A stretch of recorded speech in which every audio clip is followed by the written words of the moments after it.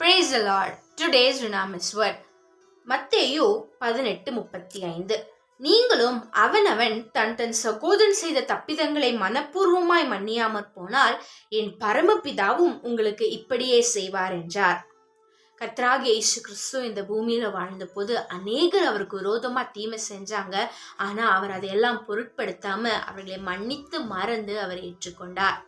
நம்முடைய வாழ்க்கையில அநேகர் நம்மளை பார்த்து நிந்தித்து அவமதித்து நமக்கு விரோதமா பேசினாங்கன்னா நம்ம அதே மனதில் வைத்து அவர்களை மன்னிக்காம அது பகையாய் மாறிவிடுகிறது.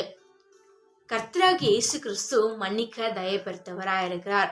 அதே போல நாமும் மற்றவர்களை மன்னித்து மறக்க வேண்டும்.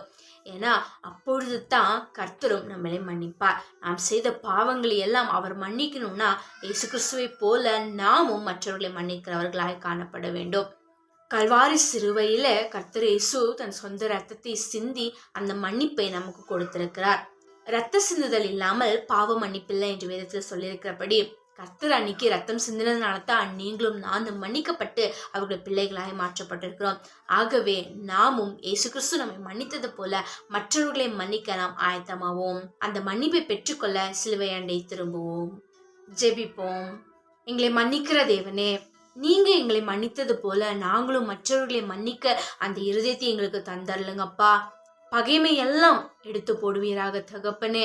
நீங்க எங்களை மன்னிச்சது போல நாங்க அவர்களை மன்னித்தான் தான் தகப்பனே நாங்க உங்களுடைய பிள்ளைகளாய் மாற முடியும். ஆகவே இன்றைக்கு எங்களுக்கு அந்த மனப்பக்குவத்தை கொடுத்து மற்றவர்களை மன்னிக்க எங்களுக்கு உதவி செய்யுங்க. இயேசுவின் நாமத்தில் பிதாவே, ஆமேன். கர்த்தர் உங்களுக்கு மன்னிக்கிற அன்பை தருவாராக. Grow powerful, be dunamis. God bless you.